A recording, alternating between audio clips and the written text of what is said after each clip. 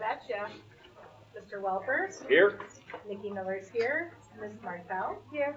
Ms. Cody? Here. Mr. Morgan? Present. Mr. Strumka? Here. Mr. Conway? Yep. Ms. Crowley? Here. Look at that. We're all here. All right. We're, truth and taxation was first. We kind of moved down a little bit. So let's have truth and taxation with Julie. Welcome everyone to the 2024 Truth and Taxation meeting.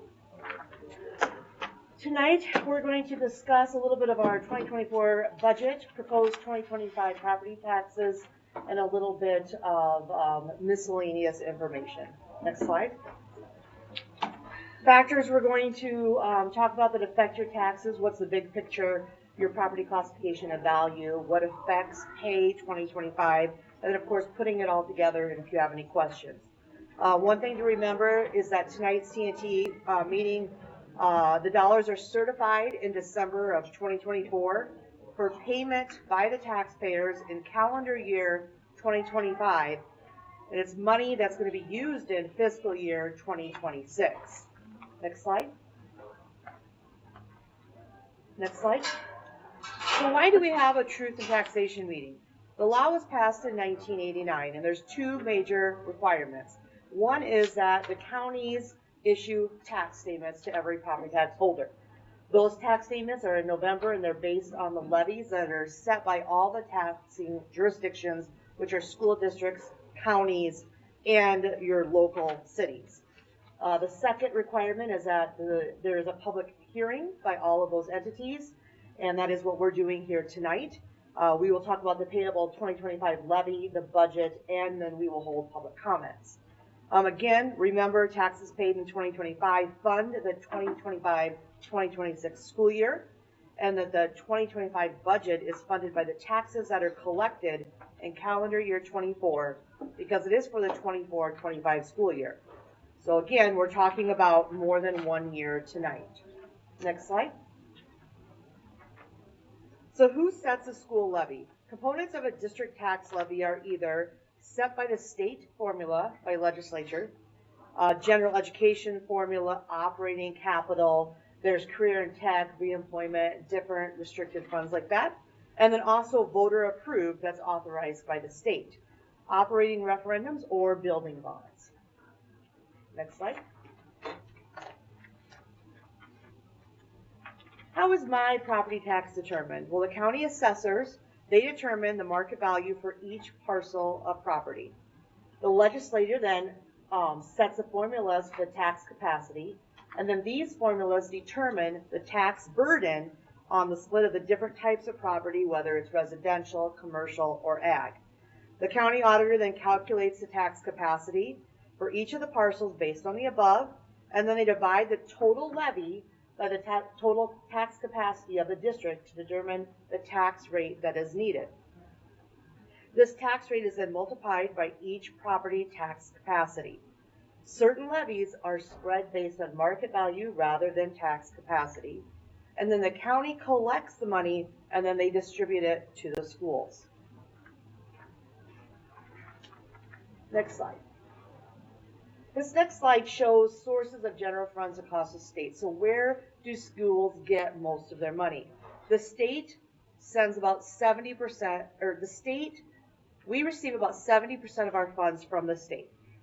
Property tax is about 16%, federal is about 9%, and other local dollars are about 5%. We're going to have our audit a little bit later in the meeting, and you will see that actually we get less than 9% from federal. So then that either puts more burden on the state, and we'll talk about that a little bit more, or burden on the taxpayers through property taxes. The statewide data shows that the general fund sources are mostly these percentages in these areas.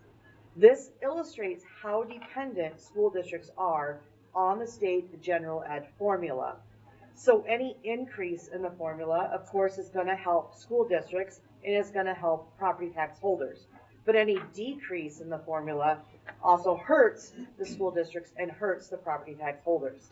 And then if it does decrease, of course, that financial burden falls more on the local community. Next slide. This next slide is going to show a little bit about where our funding would be had it kept up with inflation. Had it kept up with inflation, we would be about $8,645 per pupil unit. Right now, we are the red dotted line, which is about $7,281. So the top blue line would be if it kept up with inflation. The red dotted line is where we currently are. The difference in that is about $1,364 per pupil unit, and that's for FY25. This shows that the general education formula has been growing, it has been increasing, but it has not been keeping up with inflation. In 2026, the state did decide that they are going to have an automatic inflationary increase of between 2 to 3% on the basic formula. That's now going to be in statute. What could hurt is if our inflation is over that 2 to 3%. This will help us keep up with inflation as long as it is 2 to 3%, but if it's over that, we will still be lagging in that line there. And then it will also take additional dollars beyond that state formula, so from our taxpayers or from other local sources, then to keep up with that and close the gap. Last year, they talked a lot about historic investment. There was a 4% increase on the state formula last year. This year was 2%. But even with that historic investment in education that they talked about on the news a lot, we still fell further behind. We fell further behind due to inflation, but why? Because the dollars they gave us, a lot of the dollars were restricted. So they either put them in restricted categories that we already had that we have to spend, or they gave us money with new restrictions. So then we had to bring new programs in. We could only spend the money in those new programs, and we couldn't help the gap where we need to fill dollars in. Next slide. This slide shows the difference between school and non-school property tax levies. So you can see the red dotted line is local governments, the blue line is school districts. So the school districts count for a significant portion of the overall property tax levies, but the school district share of levies has actually decreased since the late 1990s. The school taxes have approximately doubled, but that graph shows that the non-school taxes have actually risen close to 4 times the amount. And when I talk about non-school taxes, I'm talking about county governments or city governments. Things that you can think about when you're looking at this is because the state has not been keeping up with the inflation on the basic formula allowance, it has forced districts, not just us, but in other areas, to rely more on referendums or levies. The school board has only certain authorities to tax, where the cities and the county governments, they can tax how they want, but we have to stick with our state statutes, and the board can only levy certain ways. Next page, or next slide. This is the 24-25 school year budget. This was adopted, and this would have been passed by the board in June. This shows that we were, at the bottom right corner, we were netting about a deficit of $978,000. That, of course, was a planned deficit because of our construction project that's going on. That is $885,000. So if you look just at the top line general fund, we're in and out about the same with revenues and expenses, netting $45 to the good. That means that we're going to try to keep our restricted and our unassigned revenues the same so that we don't have to ask for any more dollars coming in. You can see that our costs rate are a little bit more in food service. That's okay. We have a great fund balance, and the same in community education. General debt, that's an in and out. Usually every year, the money that we bring in is the money that we're paying out. This budget is, again, adopted. After the new year here, we'll do a revised budget and look closely at where we're sitting. Next slide. And then you can go one more. This is what your tax statement will look like when you get it in the mail. There's step 1, 2, and 3. Step 1, of course, is what happened last spring. Step 2 is what's happening now. And then step 3 will happen next spring. Next slide. One big thing in all the rural Minnesota areas is the Ag-to-School tax credit. This was a permanent law that was enacted in 2017. affects all existing Fund 7 debt levies except for OPEB. It is a reduction for farmers and timber owners. This will scale to 70% in 2025. It has scaled up in the last few years. The replaced property tax revenue for ag to school credits comes from state income sales and other tax revenue. The one reason why bonds and capital projects pass in rural Minnesota is because of the ag to school credit. This is a major victory for schools and the MREA and greater Minnesota school districts. The tax credit goes directly to the landowners of the farmers and the timber owners. It reduces their taxes by 70% for those different building bonds. The school district then receives payment from the state in the form of a school building bond agricultural credit. So the taxpayer, they get a credit on their tax statement. We get dollars on our state aid payment twice a month.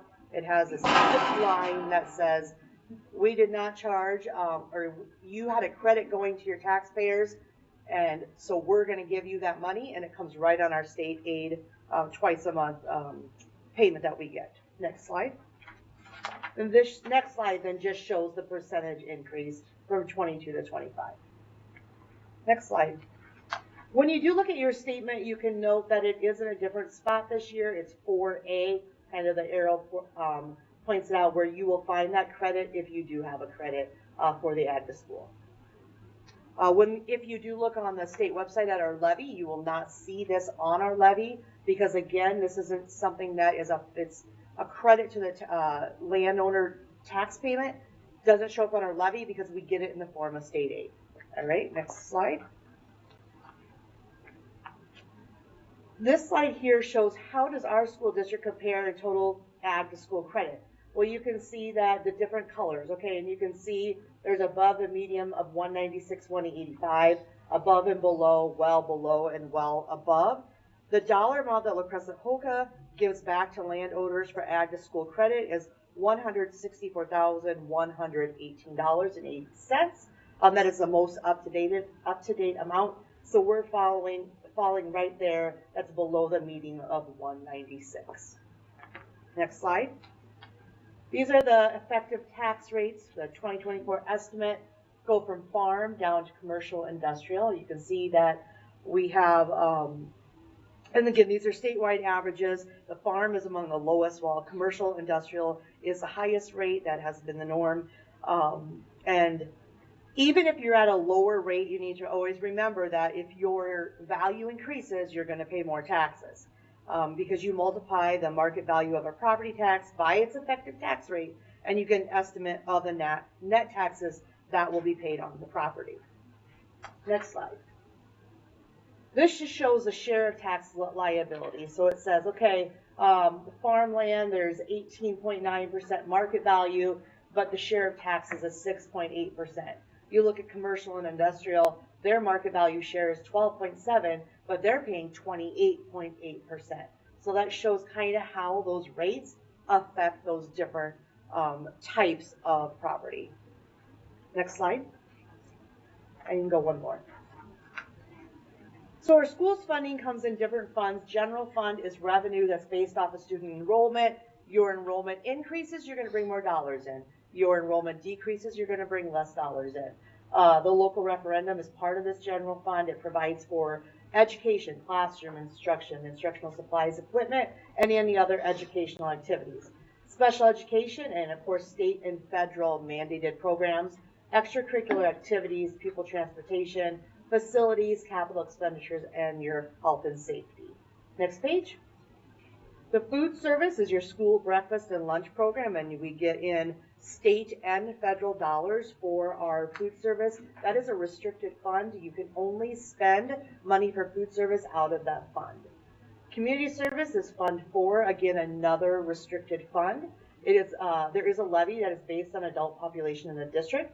Early childhood, enrichment programs, ECFE, school readiness, which is like preschool, and adult basic education can come out of the Fund 4 Community Education Fund. Next slide.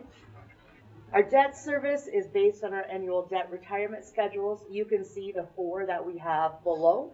We have one that will currently expire, our OPEB refunding bonds, which you'll see on a later slide, that does expire 2/1 of 2025. And then, of course, our most recent one on there. Next slide, please. So why would there be changes to the possible reasons that could change your parcel and the dollars you pay? Well, there could be a change in valuation or going up or down, which of course would affect how much dollars you're going to pay in taxes every year. Maybe it's a change in classification. You went from homestead to rental, or maybe rental to commercial. Change in enrollment numbers. I already stated, if you get less money. If you bring in more money. Change in valuation of property in the district. Equalization aid. Local decisions and requirements. Adjustments to prior years if something wasn't done correctly at the state level. Different legislative changes. Any property improvements that maybe weren't taxed before. Any abatements, and then inflationary pressure on the real estate market, which we're going to get into next on the next slide. So this shows property wealth. So our property wealth, the median district property wealth is a little over 600,000 RPU. Our district is 934,277. So what does that mean? That means the state considers our district property wealthy. If we're property wealthy, we get less state aid. If you're not as wealthy, you're going to get more state aid. If you are more wealthy, you're going to get less state aid. That means more money has to come from your levies or your taxpayers or other local revenues. Next slide. We're going to put it all together now and look at our proposed Pay 25 levy. You can go to the next slide, please. So what we're asking the board to approve tonight, you can see the bottom right corner, the 3.3. It's actually a little bit of a decrease to the taxpayers. You can see our general fund has gone down, community education has gone down. There's where I said that debt service was going off in February. You can see that it's at 100% off because that's now 0. And then our general debt service ebbs and flows every year. So to see that at 12 this year probably means there'll be a little bit of a reduction next year. But overall, negative 3.3%. On this, of course, does not show that 70% add to school credit, which is the 164. Because that, again, shows on your property tax statements. Next slide. If you would like to get any other information, you could go to the state, Winona County Auditor, Houston County Auditor, our school district contact, which is our superintendent, Melinda Crowley, and then she, of course, can get in touch with me. Or if you want to get in touch with me, grab me after the meeting, and I will sure talk to you too. Next slide. And so now we can open up for questions if you have any questions. Good presentation, thank you. You're welcome. So thorough, thank you. Is that 2% increase for 26? Is that ongoing, or is that just for year 26? For the state formula? So right now it's in statute that they're saying it's 2 to 3%, that they're not going to give any less. So that's what it is right now. 2 and then 3. Well, it's not decided yet, Oh. but they're saying they can't go any less than Oh. that. Yeah. You don't remember when that comes out about? I don't. Yeah, I can't find out either, but we can find out. We can look that out. So it was 4 and 2. So last year was 4%. Right now we're in the 2%. So they'll redo it and they'll set it for 2 more years. I think, yeah. But I just sometimes don't it doesn't know quite the come out till summer. Everybody's assumptions is going to be 2 and 2, but we'll see. Any questions? Hearing none? Thank you. Very well done. Thank you. You're welcome. All right. We're going to skip that there audit because you'll be calling in around 7 o'clock. Announcements. Well, no one has any. Moving on. Community input. Do we have any community input this evening? Nothing from the gallery? All right, moving on again. Student board member report. Yeah. Welcome back. Thank you. As far as an update goes on the incidents that were brought up at the last meeting, me and some fellow students have had a meeting with Mr. Feldman and Ms. Crowley to work together to find ways where we can first address the incident or the incidents, and then also how we can work to find a solution towards those. So we're currently working on that, which is really good. for those of you that don't know, we just had a food drive for the Lancer Locker at the high school. It ended, I want to say, the first week of December now. Our goal was 250 items, and then we would receive $500 that goes towards the Lancer Locker, and we actually raised 571 items, which is really great. That also means that our teachers, Mr. Murray, Mr. Sloff, and Mr. Feldman, are going to be pied in the face on Friday at the end of the day. I So want I'm really looking What forward to. What type of pie? Yeah. Did you know this? Haven't been decided yet. The student council board, we're gonna have a meeting tomorrow morning to finalize the details of it. Okay. So students can you are also excited vote for to that. live stream Yes. this? Yeah. Definitely, there will be some videos. Yeah, There there will should be be some video. recordings. I don't think I'd like pecan. I'd like something a little lighter. Yes. Yeah. There should be a cream pie. A cream pie, I would think. Yeah. Okay, all right. Yeah. Or like lemon meringue that would just kind of be sticky. Yeah.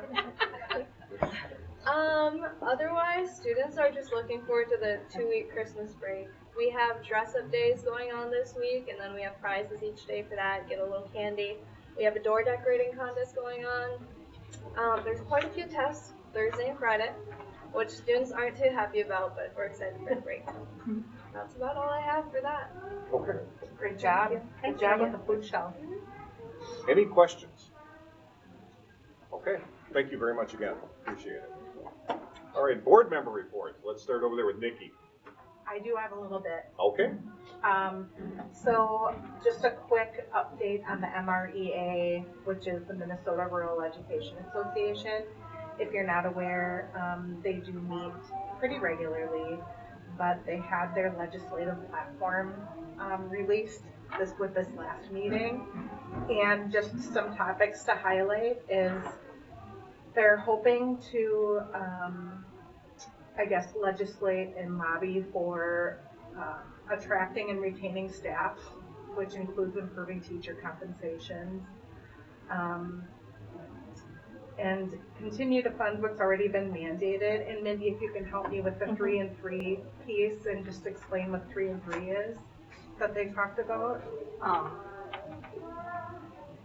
It's over the forecast of the 26-27. Legislative session. Yeah. I think they're hoping to get at least 3% and 3%. I do know that there was a proposal that was put out at MREA, but unfortunately got voted down.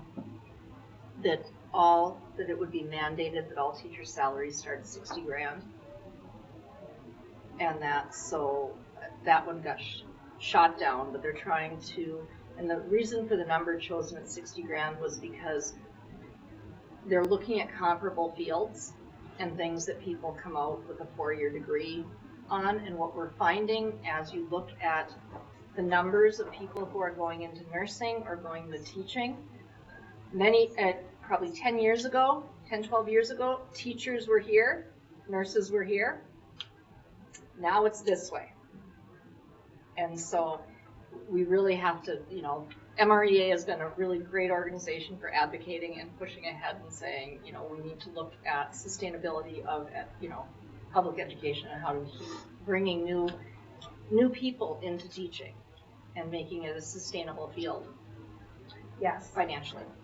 And one of the other pieces that I wanted to highlight too with that is the local optional revenue will be changing to local required revenue, as it'll no longer be optional. But they are looking to hopefully increase per pupil by $250 for the state funding. And then health and safety meeting, nothing really has been new and exciting with health and safety other than Patrick's working on lots of projects as always and overseeing some of those with the Apex projects. And then the crisis planning is in process, and that will be a ever-changing process. So it's really not something that will be laid out in concrete. Probably lots of practicing and tweaks and edits and things as we go along with that. That's all I have. Thank you. Nothing to report. Darcy? I just wanted to make note of, in the superintendent report, Mindy has linked the board 3-year operational plan in there, if you guys had a chance to look it over, it talks about board self-evals, you know, all of our jobs throughout the years. We were able to look at what we had for last year, and we did pretty good. We attempted a self-eval. I did talk with Minnie today to see where we were on that, to maybe give a report on how that turned out, and only 2 people turned it in. So I'm really hopeful that when we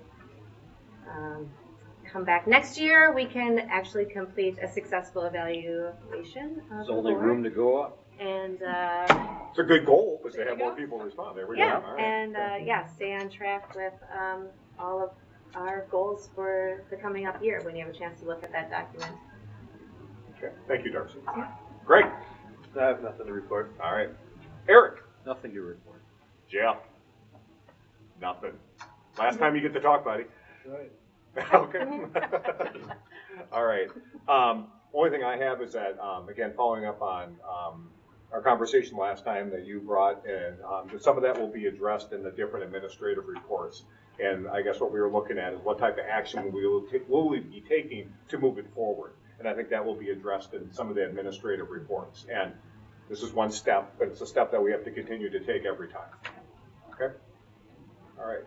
Any questions? All right. Let's go into the administrative reports. Let's go to the high school. So, Jacob. good evening. So, obviously, as you hopefully know, winter break's just 2 days away. Staff are very excited as that chance to refresh and take that time. But along with that, we do recognize that for many of our students, that's not necessarily a good thing. So I had a new teacher to the district come up today and say, boy, this week before break is definitely interesting. And I said, what do you mean? Well, you get this odd mix of kids who are really excited because they have fun things, vacations, and all these things planned. And you get other kids who, every time someone talks about break, they blow up because home is not going to be fun for 2 weeks. So it's this really strange mix that you see, and that is definitely prevalent throughout the building. So just kind of keeping that in mind. Kind of tying into what Regan shared as far as, you know, we have met several times. We had student advisory topic on this as well, about how do we end up essentially educating students better about the process that we want as far as expectations and behavior, but then also when someone doesn't meet it, what do you do? So several meetings have occurred. Kind of the 4 things that we came up with are kind of listed in the board report there, that we need to empower student leaders to essentially step up and help address this behavior. So we got a few different avenues we're going with that. Talked to Mr. Donovan about, he's working on getting a, did you settle on a name for, not the captains, but the leadership, student It's leadership. our activities leadership I don't know if we picked the name. council, our activities leadership council. Yeah. But starting with kind of that group, as those are people who tend to be very front and center, they tend to get a lot of the spotlight, and having that start within their own teams, and then having that filter out to people who are at events, and then essentially to the whole school, is one way to kind of help starting getting people to step up. But then also working with some of our classes that we have and trying to build leadership within that way. The second one is educating students more on the actual process. One thing that came up during all the meetings is that students aren't aware of what the process is as far as how to report. So working on better educating that, hey, if something is happening, here's the process that you should go through, and what does that process look like, so that they're not surprised or they're not disappointed when, hey, I thought I could just tell someone and 30 seconds later walk away. It takes a little more than that.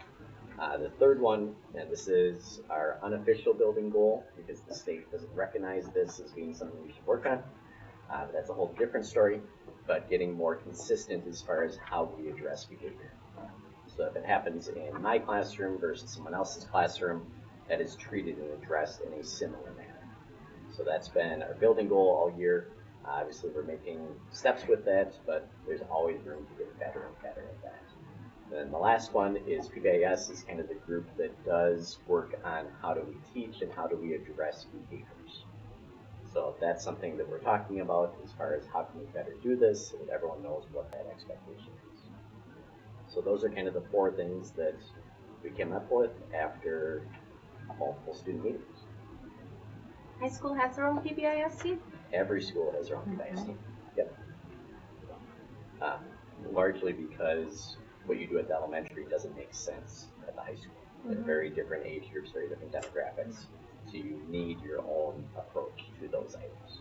Are there links between them, like Yes. kind of that you filter down? Yep, the Lancer way is universal through all of them. You know, it shifts a little bit as far as kind of like the sub points. Like elementary is famous for the kaput, right? Keep your hands, feet, and other objects to yourself. That's great for elementary, but high schoolers aren't going to go with that as being, you know, a part of the Lancer way. Just thinking of like how you guys have the, you know, the Activities Leadership Council now, if there's things that you can take from that and put it down through, down to elementary level, so it follows all the way up versus just starting in high school. Yeah, the respectful, responsible, safe is a part, and then, yeah, I see what you're saying about kind of filtering things through. Yeah. And I think every level does have its own similar thing. Trying to link those is going to be a big deal. Yeah. And our PBIS leaders for 3 buildings do move periodically throughout the year to work on exactly that. How do we have uniformity throughout the district? Since we are all one district, we hope that our kids that start all the way down to pre-K are with us all the way through senior. And then the next part is just a much more detailed for the board about exactly what the process does entail when it comes to someone reporting poor behavior. The short version, it can be reported in a number of different ways. Either way, the student comes to me and shares more details. I ask some questions, get the information I need. At that point, if it does seem like it could be something to do with bullying or harassment, they have a choice of either an informal route, which does allow them to remain anonymous, but it also takes away the ability for any severe consequences. Because just like in a court of law, you have the right to know your accuser. So there's that informal option, and then there is the formal option, which is the one that I always push for, but I'm not going to do something the student doesn't want me to do. So the formal route does allow me to actually have more formal consequences with it. There are, I would say, probably 2/3 of the time where students let me go the informal route. So it's more often than not.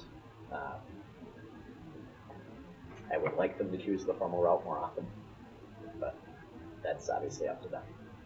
And Jacob, would you say formal or informal? Yeah. Either way, you're doing a documentation of that. The way you followed up was formal or informal. Correct. Okay, so that that can always be retrieved, that information. Yep. Okay. Yeah.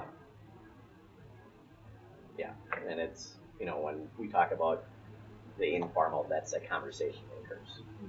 You know, people have witnessed that you are making these choices during your classes. We need to make some better choices, explain to me what might be happening, that type of stuff. Formal would allow me to have suspensions and things of that nature as a part of that. So those are kind of the 2 paths that things could go. Darcy, you were starting to phrase something? I was trying to find the policy on reporting, and I just wanted to make sure that this process aligns with the policy, or does the policy need to be revised to word formal versus informal process inside of it? But I was looking for it before I was going to speak on it. So, and only the board policy talks about details of how to report. What was that? I don't know if the board policy talks about details of how to report. Okay. I don't think that's in the policy. Okay. How often a year are these policies reviewed with students so that they understand it? The reason I bring this up, I'm going to get on an airplane tomorrow. Everyone's been on an airplane, and every time you get on, you learn how to put on your seatbelt again and all that stuff. It seems redundant, but it's over and over again, so it's kind of hard to say you never heard it. How do we get to the point where it gets that people can I never heard this? This is something that's always out there that people know about it all the time. How often do you think every student knows this? Not to put you on the spot, but you've been very good on the spot. It's all right. I stayed here for this. Just Good so I answer. can give the student input. But like we talked about in our meetings, is one of the issues with that is students don't know that those are the 2 options. Honestly, I didn't even know that the form to report it was online. Students just aren't aware of this, is what I'm hearing from a lot of them. Is that we don't know how to report it, we don't know where to report it. All we know is that we've heard it's a long process, but again, we don't know how to access it. Yes. So back to school night or orientation, I mean, parents and families and the student reviews their handbooks. And so They sign. I something. think Yeah. they're probably blindly signing, Mhm. even, they're signing consenting they've been informed. So whether it be, I don't know, another push notification for people to remind their families to review them, I mean, it This really is a procedure good is outlined conversation. in the handbook, Yes. Consequences for, but the Or in- reporting procedure is Mhm. outlined in the handbook I'd have to double check. as worded here. Okay. Probably signs in the hallway or something. we also do have flex time where it's more of a study hall in a lot of cases where this could be maybe reviewed. Yeah, I think there's a number of different. Jeff Conway, you were a teacher here. Did you ever talk to students about this? No, what? The bullying. Like, would this ever come up in class? Or is this something like, could a teacher go over this in class at the beginning? Kind of did the first couple days. In the Cool. okay. Yeah, Right. yeah, we went over that stuff. Okay. Yeah. Do you remember it? There's a lot that goes on the Okay. first couple days of All right. school. If I'm being Okay. honest, I'd be a little Yeah. foggy on it if we did. All right, fair enough. Even if you did Might be something to remove Mid-September, maybe like after in Christmas or January. right after the holidays, kind of remind the I'm pretty kids. sure it's I don't I've recall the been at handbook both having yours, the and I'm informal pretty and formal sure piece you in there. We can just in update there. it. Well, and It's it's kinda worded like very the- nicely here. It just needs to be informed to the people. The board policy does have reporting procedure, but it's very vague as far Yeah. as, Or you know, it's revision. reported to the principal, You it's, can't, you know, yeah. but it doesn't speak specifics about how. Mm-hmm. I don't know that it should have specifics about how, No. because then that really ties the hands if we have to make an adjustment or change to that process. Because anything that's in board policy takes a minimum of 3 months to update. And it's not gonna be the same for each developmental age of group of kids, Correct. so that's the reason why it's that big. So I'm looking through 506, which is a student discipline policy, Okay. and 10 covers disciplinary action options, and so it gives a few different options of things that could happen if we go through the process. There is some tweaking that we can do in here, because as I looked at this, and this was approved in last February.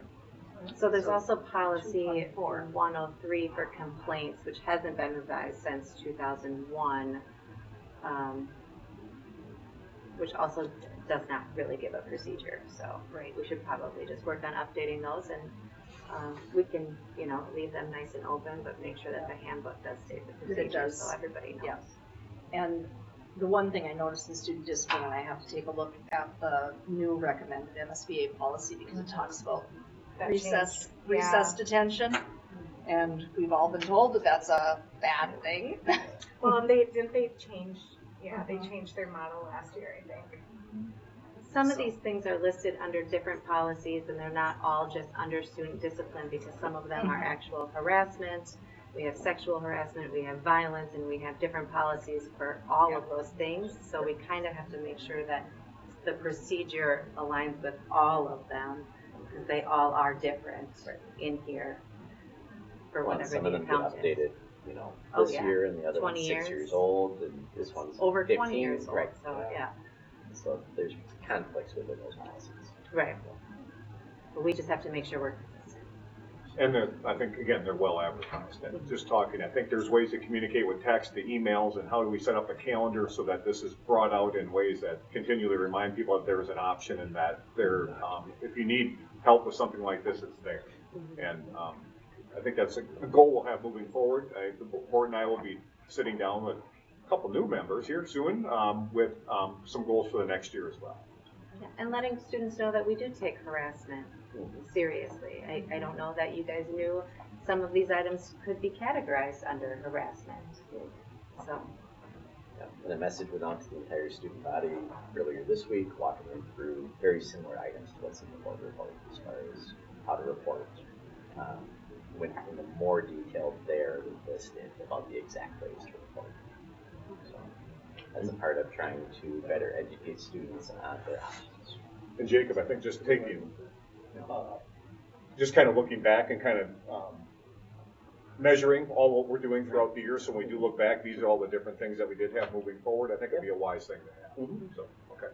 Any other questions? I have one more note, just because some of the items do overlap in different policies. You know, you have violence versus harassment versus sexual harassment, and some of those, just like when you file, or you know, you get the police involved, even if you choose to not press charges, sometimes charges are automatically pressed, and so maybe in the procedures outline, like, even though you want to file an informal complaint because of this action, it is automatically a more severe situation that does need to be a formal complaint. There are very few things that we will call police, or if the student tells us not. Oh, and I'm not saying that they're mandatory that we call the police, but maybe they're mandatory that the student does have to have a formal versus an informal.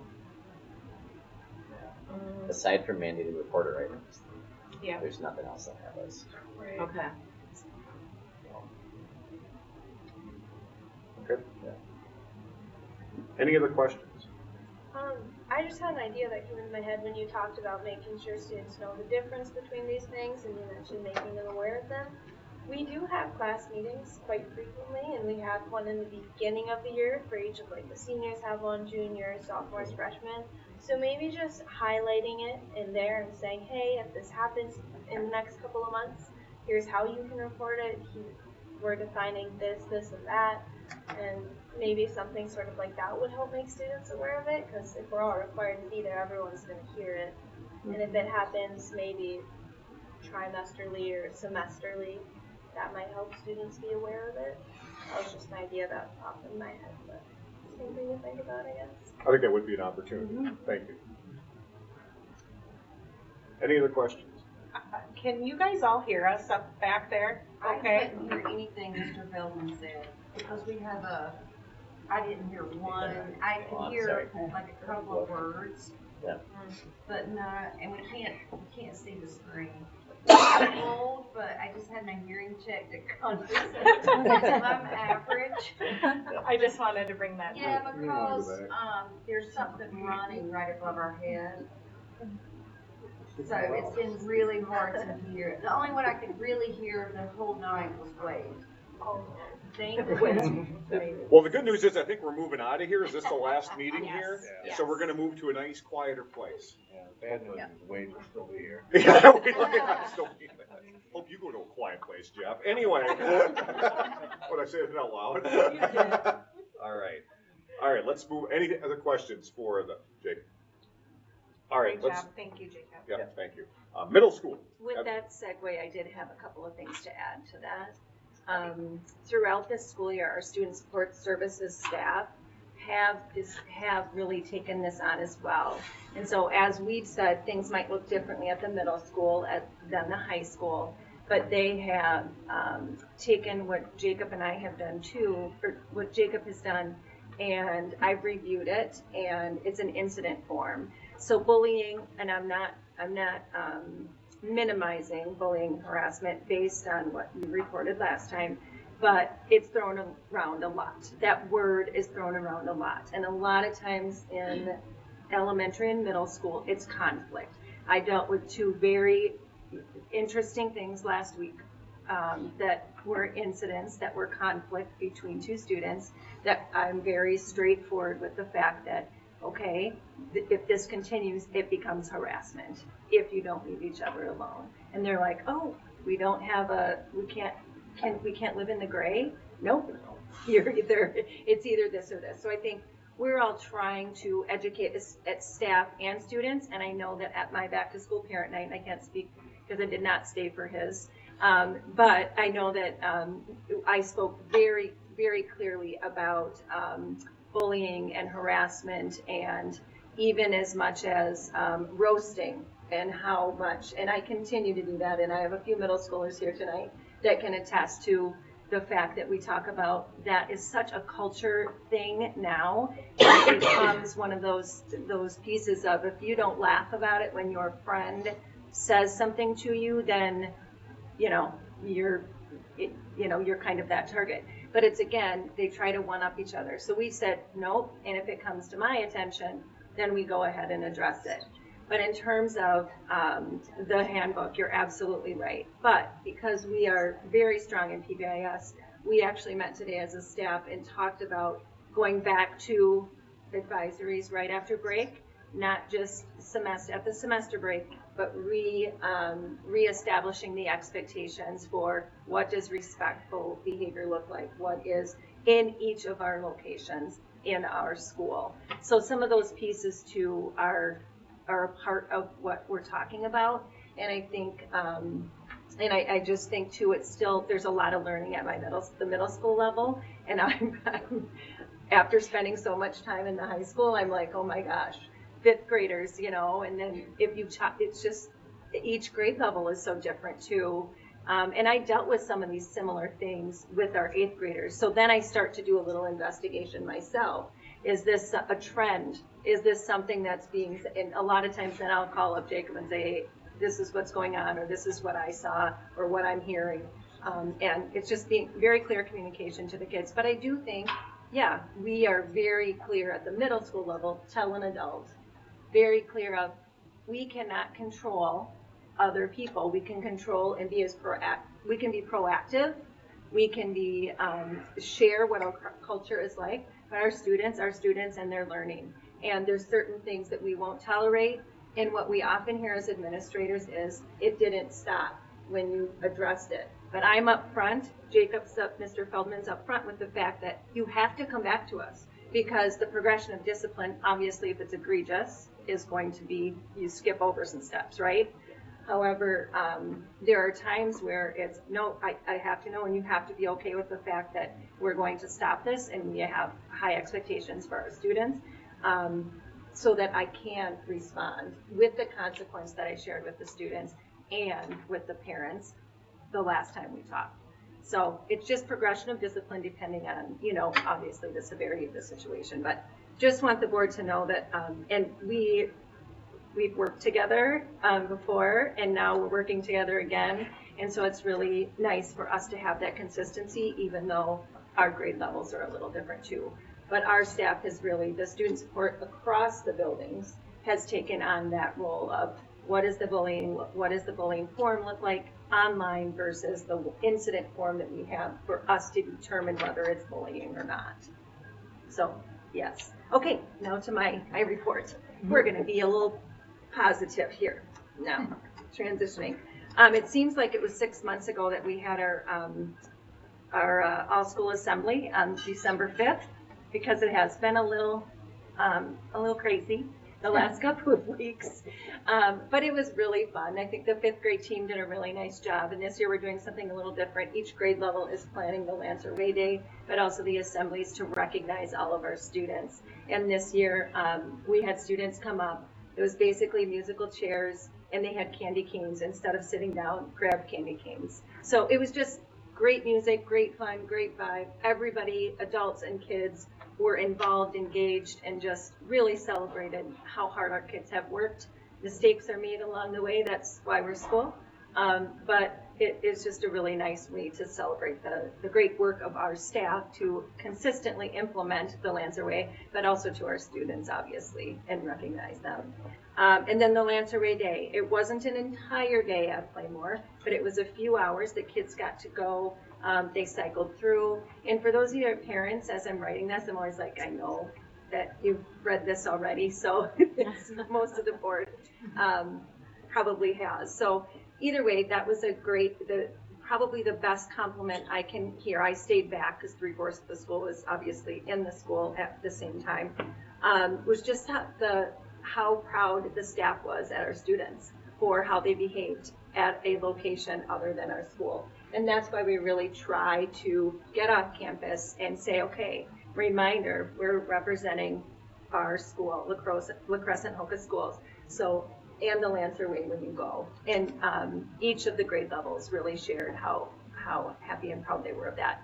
7th grade were at the end of the day, and there were some concessions that started, like pizza and stuff, that they didn't have earlier, so they started ordering some things. So they had to wait a little bit. It was just one of those things. That was the only complaint that they did. They told them they couldn't, and they couldn't help themselves. So aside from that, then that Breakfast of Champions was last week. Again, I can't tell you enough how much I love that program. It just was nice to see parents proud of their kids, and kids being proud in front of their parents, even though they act embarrassed. Our students love it. So it's really a good thing. Academic highlights. I can't say enough to our, I highlight what all of our 8th grade students are doing at the elementary school, but also our 7th grade ELA teacher, Natalie Elson. They just finished up A Long Walk to Water, and they went ahead and they asked our high school English staff to edit their papers that they wrote.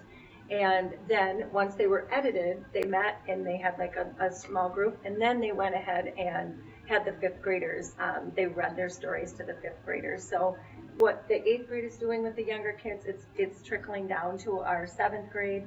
And it's just been a great thing, because solidifying learning, we know, comes from kids teaching each other. And then developing that empathy too is just really a neat thing to see. Our 8th graders went to our community assisted living locations too, and spent time with them last week, which was also a highlight as well. All of them? Yes. Did you not know this? No. Well, are you sure? Did you read? You haven't had 2 opportunities to hear about it. 3, 4, they should have told me. And then we have one of our elective classes, or STEM, is STEM 101. It's a partnership with Ashley, and I'm still getting to know it. And they provide us kits, STEM kits, I believe 7 of them. But as you know, some of you know, especially parents, I talk about being in the classroom quite a bit. But last week it was just really fun to see their little electrical kits that they were working on, the circuits.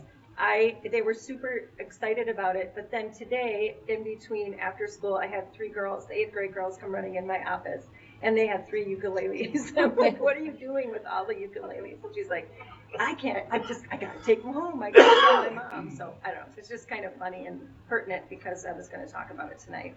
Tomorrow, our first choir concert. I'm really excited about that. It's at 6 o'clock in the auditorium. And then I attended the middle school band concert on the 8th, and it was so fun. Again, my past experience has been with the high school kids, and you see, these exceptional things. And then you see 5th graders, then 6th graders, then 7th and 8th. And the progress is just super great. It's just the 5th graders, their little squeaks here and there, but it was just phenomenal, how much in just a few short months that they grow and learn. And then, of course, then the 8th graders are back there going, we are so much better. You were 5th graders once too. Just the same. You were there at some point, yeah. So let's see. I spoke about the community engagement, and then the staff appreciation lunch. Rachel Kinsey, the new fax teacher, I had to give her a little shout out. Delicious. The students had the staff shout out for all of the middle school and high school staff as well, and it was just really nice that she organized that as well. Let's see. She was Jones before, right? Yes. Yes. She got married. Yeah, she just got married a couple weeks ago. She just got married. She was getting married. Sorry. Mentor mentee, I just mentioned that just for you all to just be aware of. We meet every other month in a large group with first year teachers, or new staff with a mentor. And then on the opposite month, they meet one-on-one just to talk about specific topics. And again, I've been part of other systems that didn't have such a comprehensive plan, and it is phenomenal. And I take no credit. Nicole Greener and Josh Malakote did an awesome job of really putting that together, and I just get it's fun for me to get in front of new teachers, practice some restorative, we start with restorative conversation and then we continue to talk about key topics. In the last few months was in regards to engagement. And so lots and lots of discussion and great, it's hard to keep them there and move them on to the next topic because the conversations are so rich. So it was really, really great. And then finally, I mentioned the choir concert tomorrow night. And then that's it. I have a lot. I don't want to steal all of the thunder because I'm sure there's lots of it in Val's presentation. But I just shared a few of the pictures that were shared with me from Miss Elson prior to, and then our cute little, they're just so cute. I can't even stand it. I was afraid that 5th grade was going to be, I don't know, but they're great. So, can I add something to your report, Heather? For sure. Okay, as you went up and looked, whether it was just because it happened recently or when you look at staff recognition, I walked into the middle school office today and Miss Fitzloff was holding a green bear that had goggles on and everything else. And I'm thinking, oh dear God, what happened that I didn't know about and why is she holding a bear? Only to find out that she was nominated Staff Person of the Month by all of the staff at the middle school. So, that's huge. You know, Congratulations. So and so either she was modest or she just turned it in earlier, but I needed everyone to hear that too. I love it. I write better usually. I need to be prepared. Thank you. Any questions? Okay. Elementary school principal. What I wonder is if we should pivot to our auditor. Apparently the auditor is on. Is that a hard 7 o'clock? Or should I start talking 3 about? minutes, go. I can go super fast. Godspeed. More Mr. Cobb. All right, so here's the fast version. Go to the pictures. That's why we're all here. The veterans were here. We celebrated Veterans Day. It was a really good community engagement moment. The next picture you'll see was a fall feast. One of the priorities that Minnie and I have identified is we want to be more welcoming and bring in families. This was our 1st grade team doing that prior to Thanksgiving. And we've just recently, I was in the 3K classroom with my daughter making gingerbread houses. The kindergarten was last week. So we're really working hard to make sure we're welcoming families in, especially around the holidays here. Some really good things are happening in committee-wise in terms of looking at curriculum and resources. Reading training is ongoing, and we just had a really good building leadership meeting where we're talking about what we're learning about the teaching of reading. So good conversations are happening with a focus on student achievement. So that's the Reader's Digest version. Thank you. Okay. Good job. Thanks. Thank you. Any questions? Yeah. Damn, that was impressive. Terry, can you do it in 2? I can do it in 2. Okay. All right. So ours, you know, with sports underway, that's kind of taken up most of our time. We had kind of a little bumpier start maybe on the wins and losses, but our teams are really getting good. I think that we're going to finish strong going into the break and then come out of the break doing pretty well. Boys had a heck of a big win down in Spring Grove last night, a fun game to watch, and they played outstanding. We're finishing up the postseason evaluations from the fall. Robotics is going strong. They're starting. They've worked through everything here with some logistics, so they're going. Band played last week, sounded incredible at the boys' game, and they're playing the girls' game on Friday. And again, we talked about our activities, our athletic leadership council. Really a cool thing, cool group of kids in there, and there's some that are in this room that have kids on it. It's really a special group of kids that get all of our demographics from 9th grade to 12th grade on it, and they come together, and they are people of influence in the school that are going to do some big things as we do this. They just came over and played with our preschoolers here yesterday, and I think they had as much fun as the preschoolers, but the preschoolers did not want them to leave. It was awesome. It was really cool to watch, and Beth had set them up with a great thing. So right before Christmas, they got a big thing there. And then lastly, and this was one of my goals, was to get our participation up, and we are up in every single sport other than we don't have gymnastics. We're up 18%. We're at 176 total participants this winter, and last year we had 149, so 18% up over last year's winter season. That's great. Nice job. Yeah, more the better is awesome. So. All right. Community Ed is posted for everyone's review, and we do have an auditor online. And I am text back. We have an auditor online. This is what you wanted, right? Exactly. I think that's what everyone asked for from Santa Claus for Christmas. Yeah, I'll bet they did.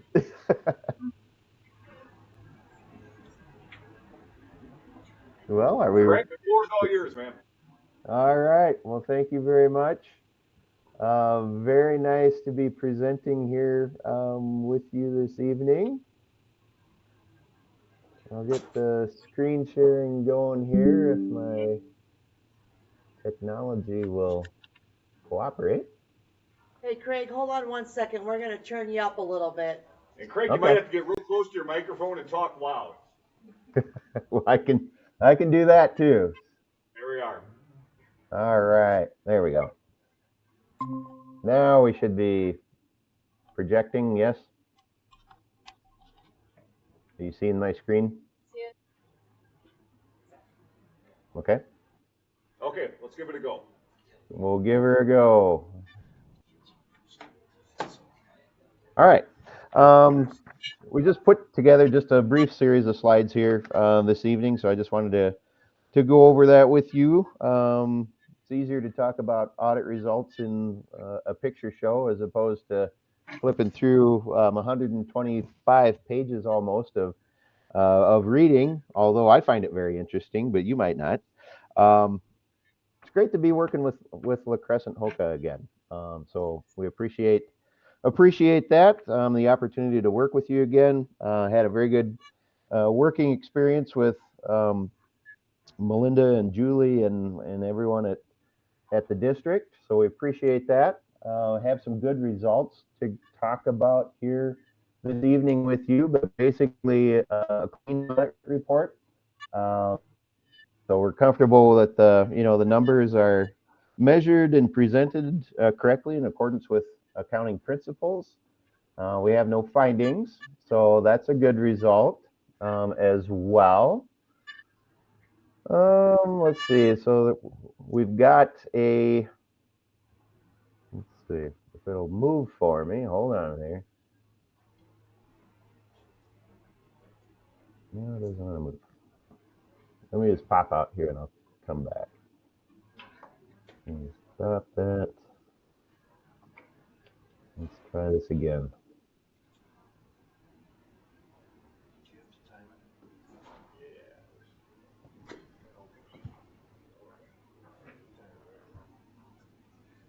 That. Craig, do you want us to share it?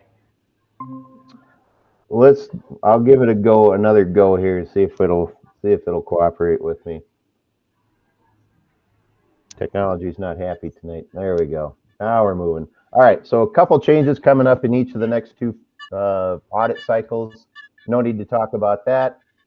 General fund revenues, looking at where the funding is coming from. We always, we spend a lot of time talking about the general fund. It's the main operating fund of the district, of course.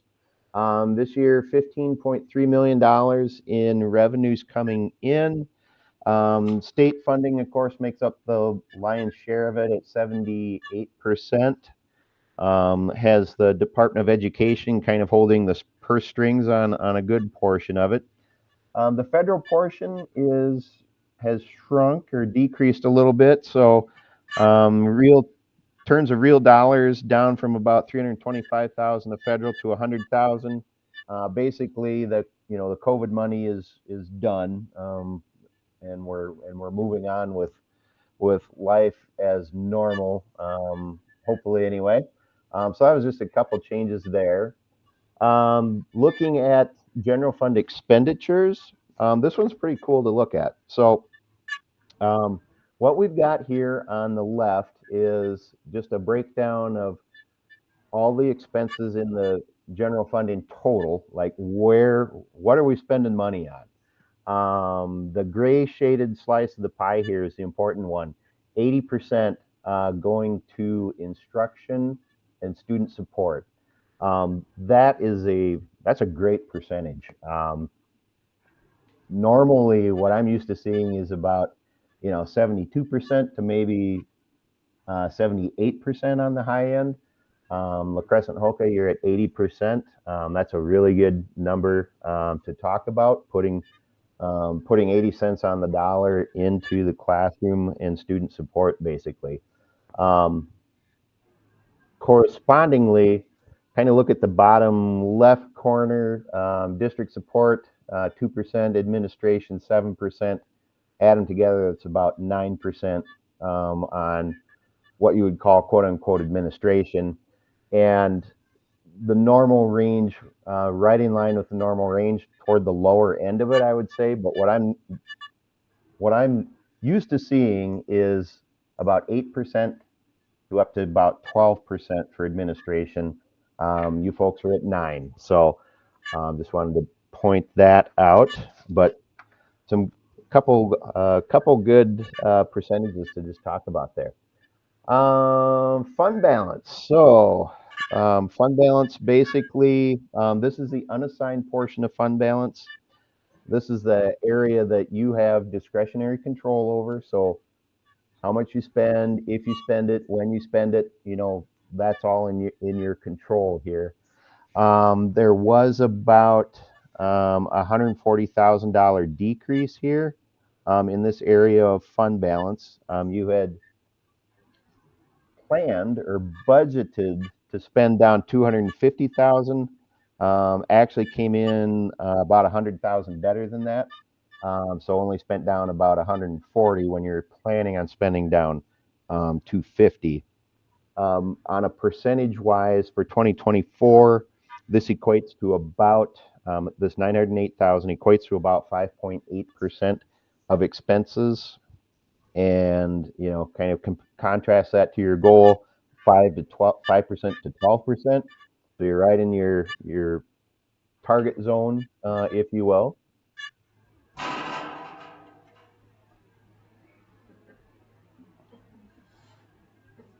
Oops, and now I'm stuck again. There we go. Restricted areas of fund balance. So these are kind of classroom, what I would characterize as instructional or student related restrictions. About 490,000. This one's holding pretty steady, over the last 3 or 4 years. A couple items of note. So staff development makes up about half of that 490,000 at the end of 2024. There's also some student activity funds and some scholarship monies in there. A little bit of basic skills, a little bit of gifted and talented. There's also about 32,000 of safe schools fund balance in that 490. The safe schools portion, you have some spending, plan to spend that basically in the 24-25 fiscal year.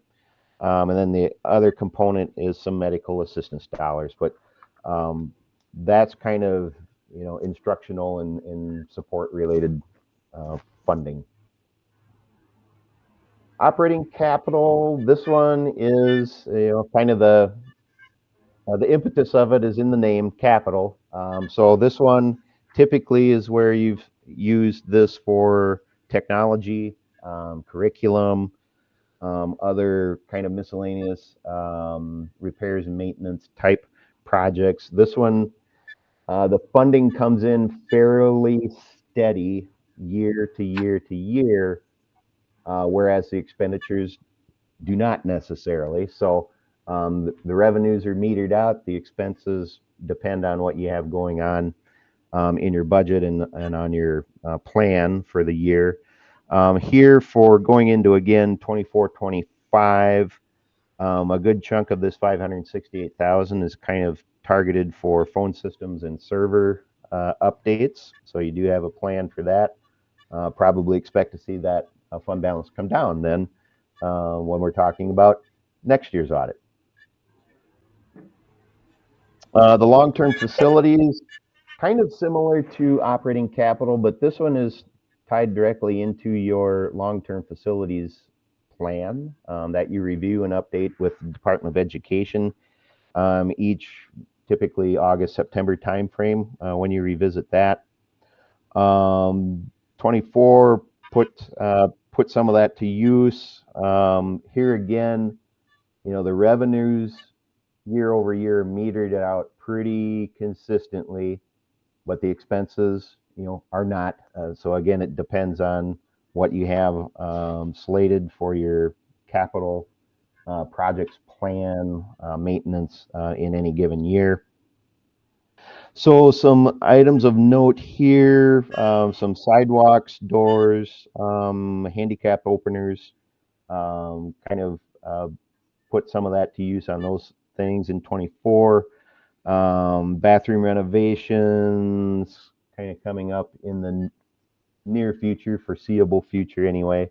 So just more plans to put that to use on basically your building maintenance, which is what it's for. Shift gears here just a little bit. I'll talk about the food service fund briefly, but this is a very familiar looking graph to me anyway, with the school districts that we work with. Basically, fund balance in the food service built up during the COVID funding years of 21 going into 22. 23 was normal, free, and reduced for the federal piece. 24, likewise, also the normal, free, and reduced for the federal piece. But then the state, on the state side, the state picked up the remainder of the tab to make all meals then free to the students for 2024. And the result of that was more meals served because more students are participating in getting lunch, getting breakfast, and driving up the number of meals served, which brought in more revenue and added to fund balance here. So couple things of note. Some of this, you know, basically when you're staffing internally your food service, some of this is going to be used for, you know, basically bringing the salary scale for those food service workers up to market. So that's something that I know you looked at during the 23-24 year. So that will be where some of that goes. Likewise, community service or community education had a decrease here, mainly around the school readiness. And this is one that we've seen as well. And I know there's some changes in the, you know, staff to student ratios and things like that. Plus, if you're driving up enrollment in the school readiness, that takes more resources as well. So you have to get the resources in first, and then, you know, the revenues hopefully catch up then over time going forward. So I guess not much else to say there. Capital projects, this is your Fund 6. So 2024, kind of what you're looking at here is the indoor air quality projects and LED lighting, what that's being used for. Debt service, kind of a boring slide, honestly. It's behaving just exactly what you would want it to do. So basically, you have to levy, part of your levy, you have to put into debt service at, you know, 5% more than what you are scheduled to pay on your bonds, and that's exactly what we have reflected here. Talk about enrollment just briefly, because this kind of tees up the next couple slides that I have to talk about, but this is a familiar looking trend line as well. Generally seeing most districts having some decline in enrollment. This one, main thing here is just to try to keep a good tabs on the enrollment, where that's going, because basically each student, when 78% of your state funding is tied to enrollment, each student in the building brings about $10,000 of state aid. Just easy math. If you have 80 less students, that's 800,000 of revenue off the top line. So then that kind of sets the stage for the need to keep a watch on your expenses and what you're doing there. And I know certainly you are. So then we take these enrollment numbers and we just lift some expenses right off of your financial statements and divide them by these enrollment numbers, and it gets you like a cost per student. So that's what we're looking at in the last few slides here that I have to talk about. But this one is the district in school administration and support services. So this one, how these work is the dark shaded bars. That's your 5-year trend line just on La Crescent Hoka. The lighter blue bar is a 2023 average that we get that from the Department of Education. But that's a 2023 average for districts that have enrollment between 1,000 and 2,000 students. So you're in that category. So that's the stat that we had there. The yellow bar is just the same stat for all districts in the state, regardless of enrollment size. The reason this you see your 2024 bar inching upward has more to do with your dividing by fewer students than really because you're adding cost here. So kind of tie this back to the pie chart we were looking at toward the front with the 9% going into of the general fund going into administration. That's how that same 9% calculates out this way on this slide. To me, is nothing to be concerned about. So again, that 9% that's a good percentage. Correspondingly, your regular instruction, this is your 80%. So when we were looking at the pie charts in the front and the 80 cents on the dollar going into kind of instruction and student support, that's what this looks like then. So correspondingly, you're putting more into the classroom relative to your budget than other similar sized districts or other districts in the state overall. And the last one I have, this is also the largest line item out of your budget, so $6.3 million here in total. And then the last one is special education. And this is the next to the largest line item in your budget at about $3.5 million.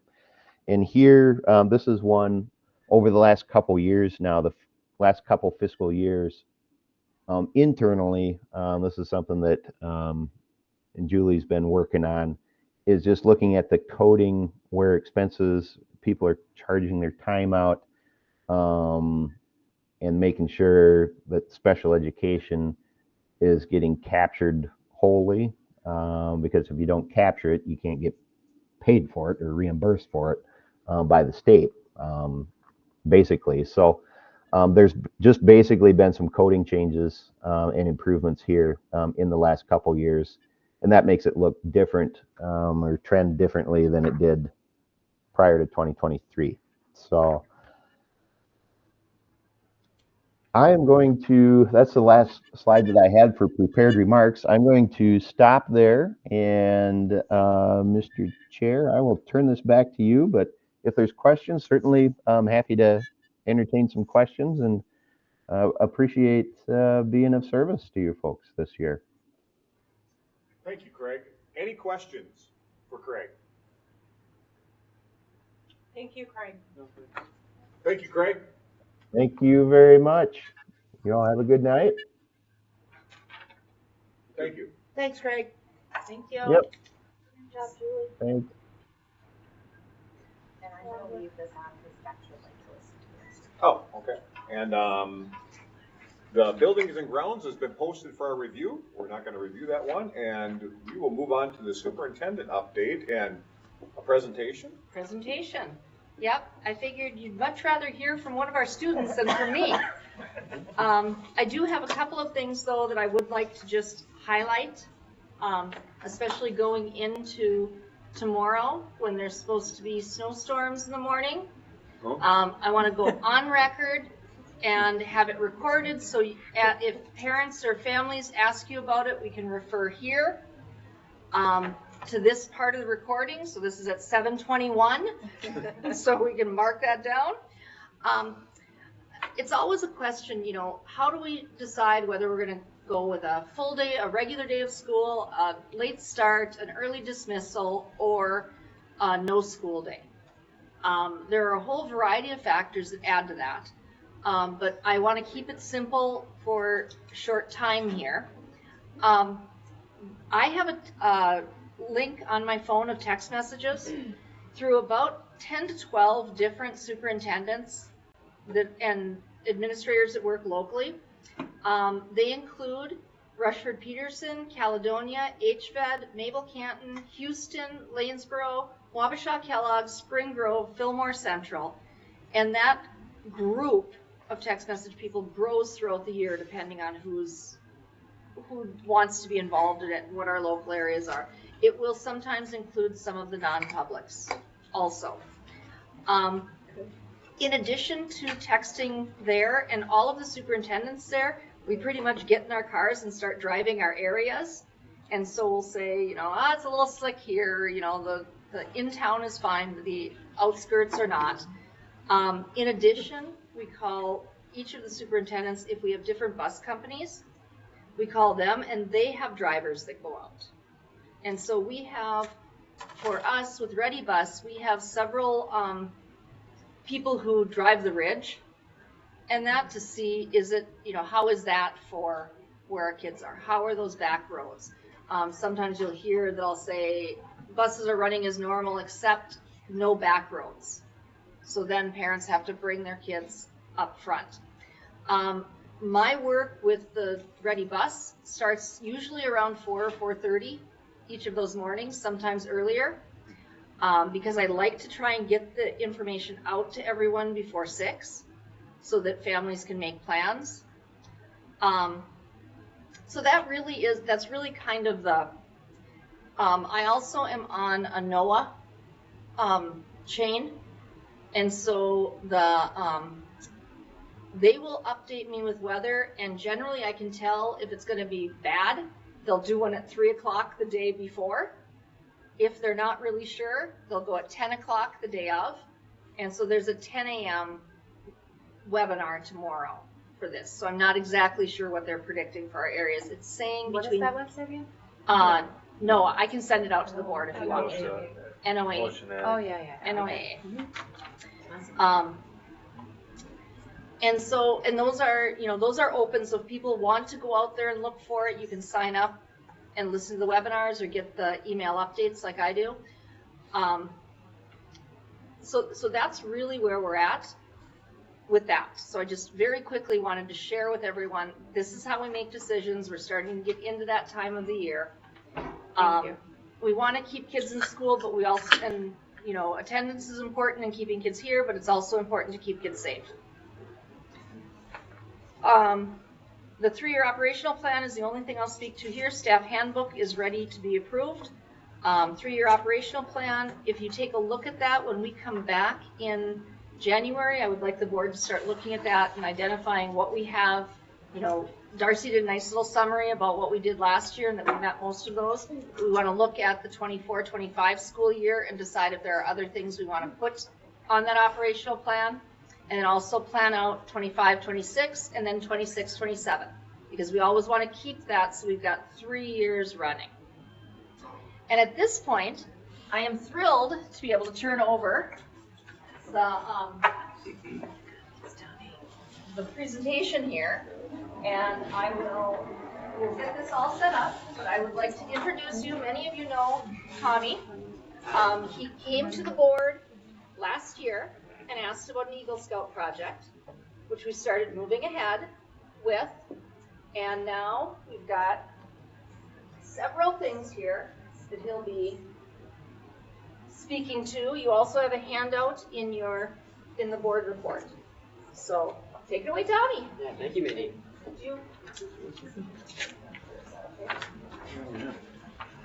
Well, good evening, everyone. I just want to say thank you for letting me have the opportunity to do this tonight, and I really think this is going to be a great addition to the community. I know we do have some new board members, so I'll just do a quick recap of in the spring. In the spring, I presented to the school board, and I presented my Eagle Scout project being a bike skills park on the 8.5 acres of land behind the Able property, and I was very happy when the school board said yes. In current progress, though, I have hired out a professional business called IMBA, the International Mountain Bike Association, and we flew a person named Tim out to do a site analysis and visit of the property, and he pretty much told us this is going to be perfect land for the project we're trying to do, and me and him sat down and started to design a few ideas, and this is what we came up with. So we can turn to the next page. Thank you. And this is our design. As all these features, they will all be progressive, meaning if you are a beginner and you have never really ridden a bike before, you can start out on these new features, you can progress your skills, and you can really learn how to handle a bike. And as you get better and better, you won't have to keep doing the same old boring features. You can move up to an intermediate level, and as you get really good at intermediate, on to advanced. Everything will also be adaptable, meaning all people of ability will be able to ride the trails. This means if you had a student or kid with an adaptive bike, they would be able to ride the trails. The skills trails, which are points 5 or just 6, are going to be shared use trails. So hiking, walking, running, biking, shared use, and all other trails, as you see in the top right section, are going to be bike only. We might have a roofed area put into the plan of this design, but other than that, there will be no structures or buildings or foundations. Next slide.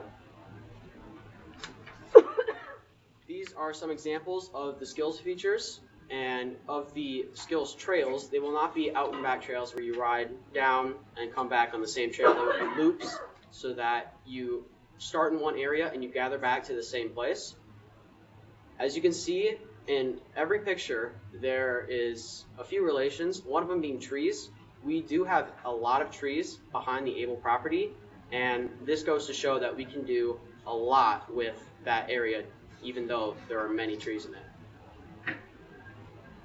There will be a lot of mixed reasons for building in certain areas, but there will be no adding or taking away of any of the soil, being as we want to preserve the area and its natural outstanding beauty. But this is a natural setting, it is in the woods, so we'll try to keep that in mind. And then these skills features will be prefabricated. On to the next slide, please. So they are going to be composite features. They will not be straight wood, so they cannot rot. They will not break down. They'll be pre-engineered, so this is not a feature that's going to be built by a few teenagers as a volunteer project. This is going to be a real company who does this for a living. But they will be stamp licensed and insured, so the company will hold the liability for all of them. And this carries on for the next 2 pages. If you do have any questions, don't be afraid to ask.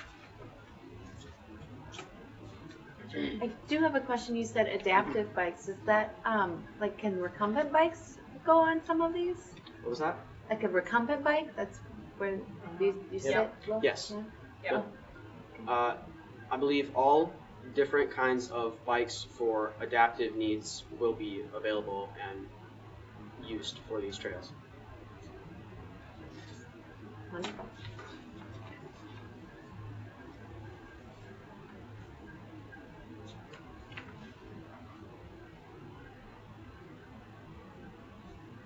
Okay, this is the cost opinion.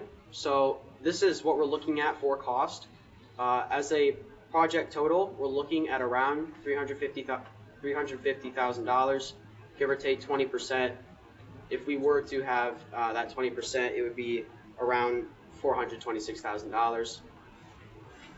But this is what we have right now for a cost. Next slide, please. Some of the frequently asked questions.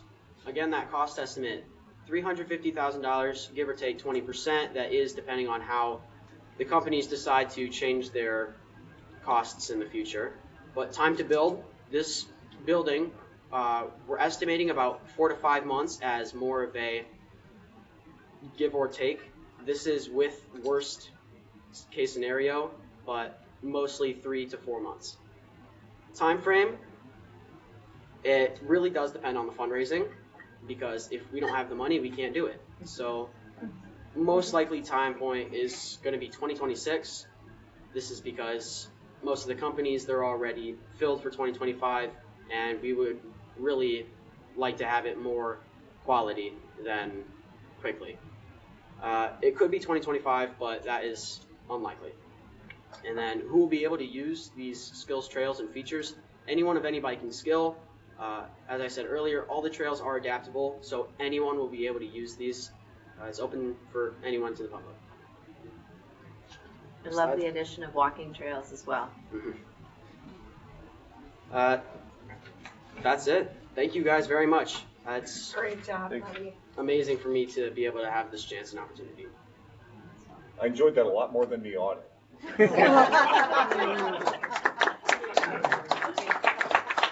I do have one thing to say about, we should probably look at getting some signage to go around the AWO buildings, so make sure that public don't use their Don't go. facilities. That's a good point. Yeah, let's make 'Cause sure we'll we have add that more. to the notes because, yeah.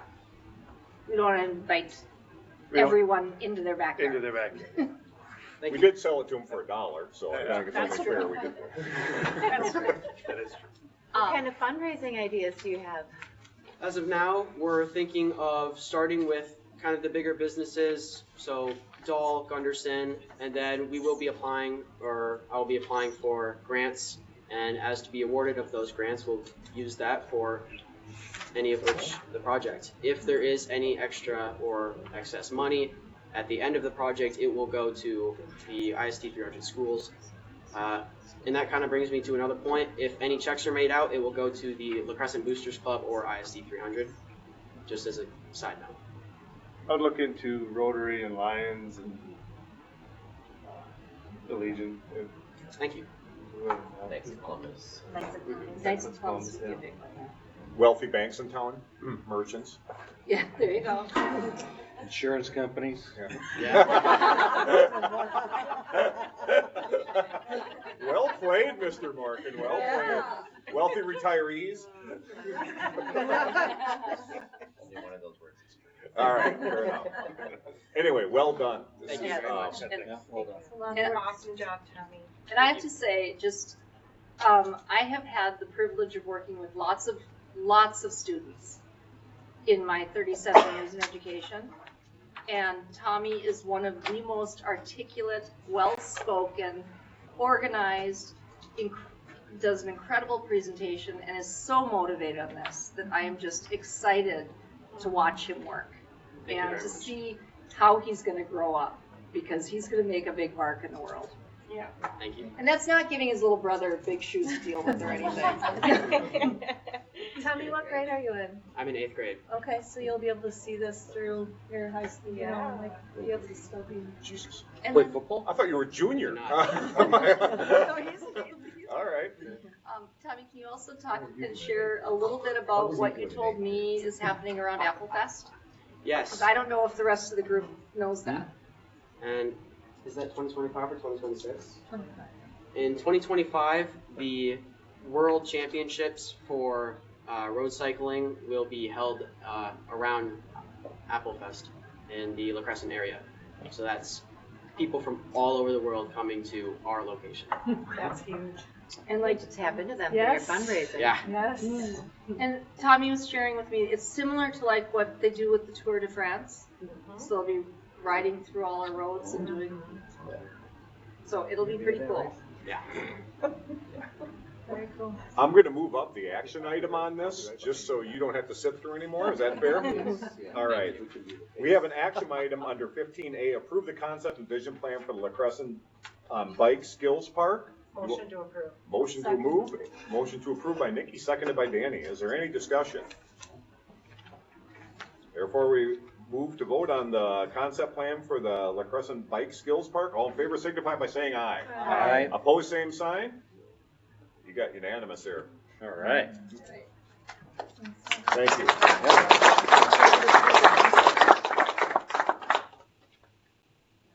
You also can get some treats.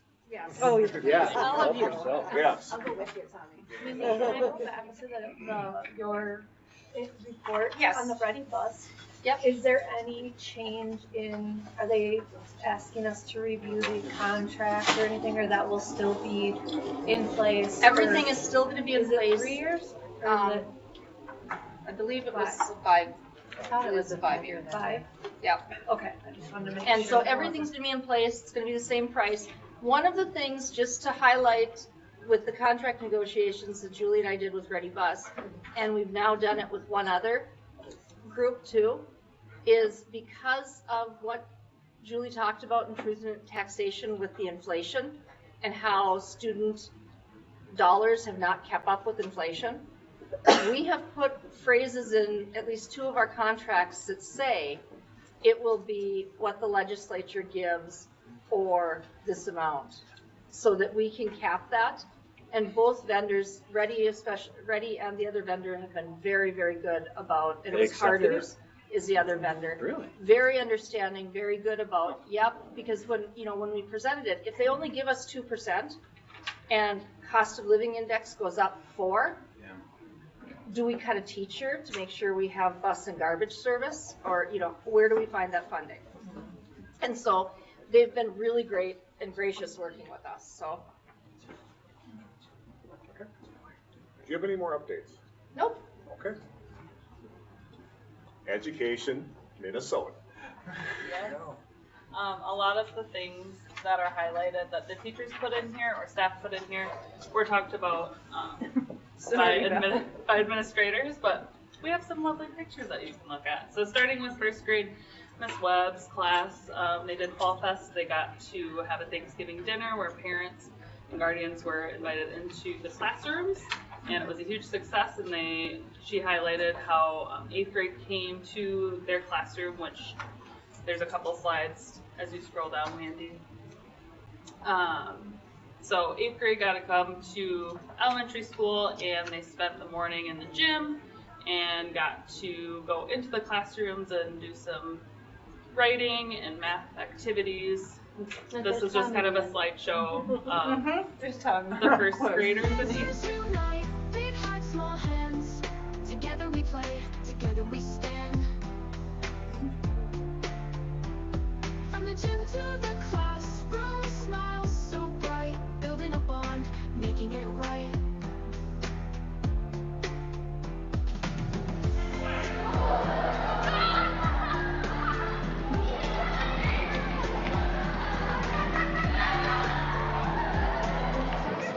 We're sharing our time, writing gratitude cards, spreading kindness and rhyme. Math, coloring pages in the 6 math game. Learning and laughing, we're never the same.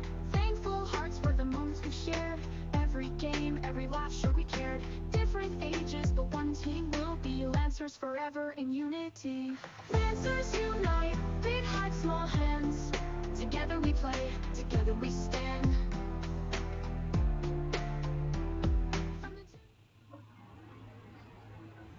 Cute video.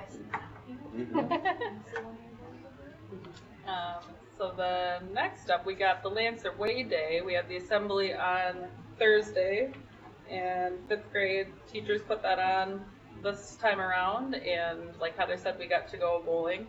I got to stay with 5th and 6th grade because I work with both of those grades this school year. So the kids, as Heather highlighted, they were so excited to go bowling.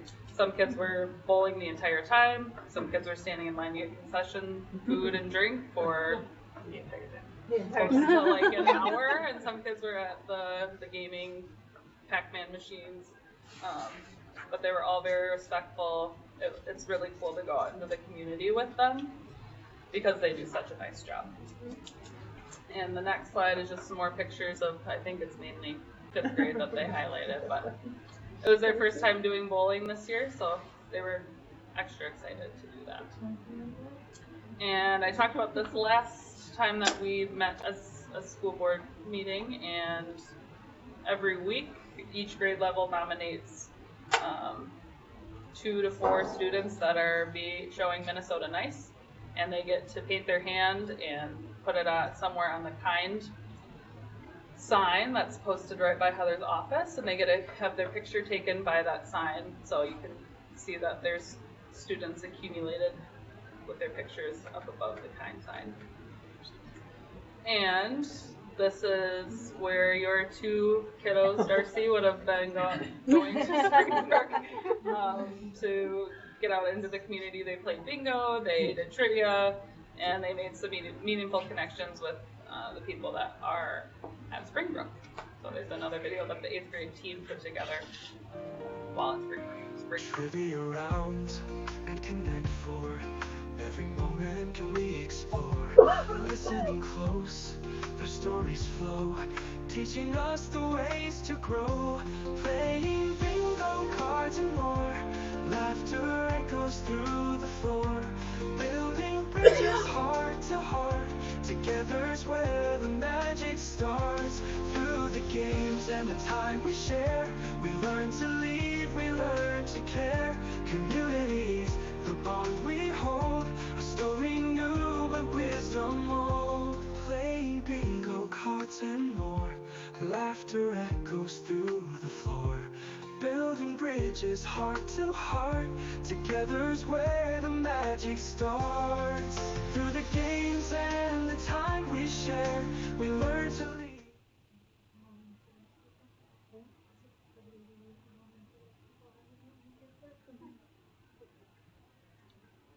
And then next up, we got the 5th and 9th grade buddies.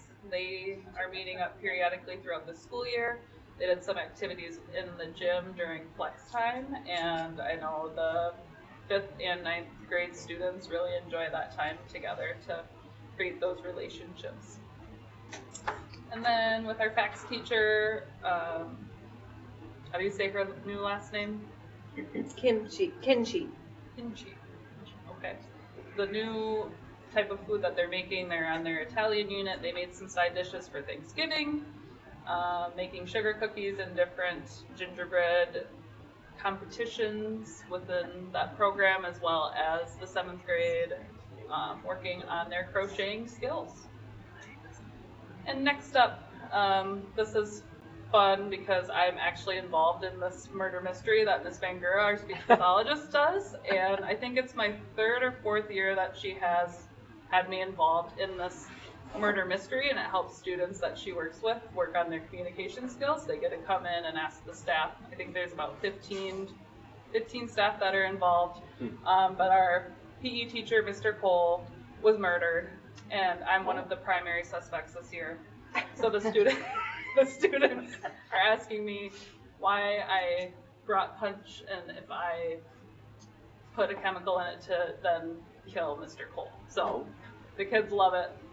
I enjoy it. I get to see kids that I've worked with in the past, and I guess I get to see if I was the culprit. I was gonna say, so what was your motive?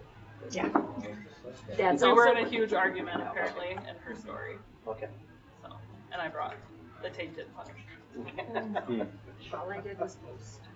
Yeah, you're the host of this part of the book.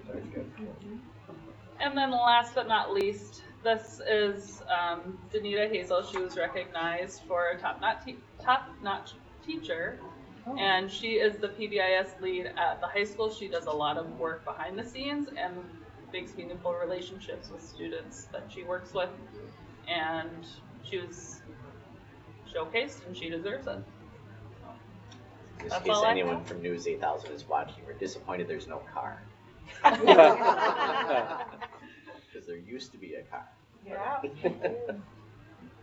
we have a That's all I parking have this spot one. for her since she doesn't get the car? Any questions? Parks in the same spot every day. So. All right. First one here. Review informational items. Are we doing the budget already? I have a couple things to say, if I Fine. can. Thank you. Oh, I forgot to switch it. Oh, that's all right. I'm gonna just kind of talk, so that's okay. You guys can review the reports and let me know if you have any They're in questions. the notes, yeah. What we're looking at for this month of November is about 41% of the budget. We're at 36% for expenses, about 37% for revenues. No real concerns right now. We'll be working on a revised budget to present here after the new year, now that the audit is done and we have about half the year over. A few things though I do want to point out, because I know that there was a lot that the auditor said, and if you aren't like me, and you might have fell asleep. But I do want to point these things out. First, the audit's finished. It has to be submitted by 12/31. It will be submitted by 12/31. We have met all deadlines that the Minnesota Department of Education expects us to meet. So we have met all of those. It is in their final review process, but he will get a hold of me over the Christmas break, and Mindy knows that there will be a day that she'll have to sign one final piece of paper, and we will get that in. The big thing I want to make sure that everybody did hear, he did say it a few times, I think we did, but 80% was spent in the classroom. That's huge. Luke, who's a little more lively than Craig, was so excited because he has never seen that percentage. Usually it's between 72 and 78 as the highest. So for La Crescent, Hoka, to have 80%, that was remarkable to him. So they're very happy to see Teacher that. reach out, postings for people, like that's a huge thing to show that that's. Yes. Yeah, you should have that on the somewhere, Facebook right? page. I'm putting together an article for the Argus, so we'll print What that about out our there. La Crescent paper?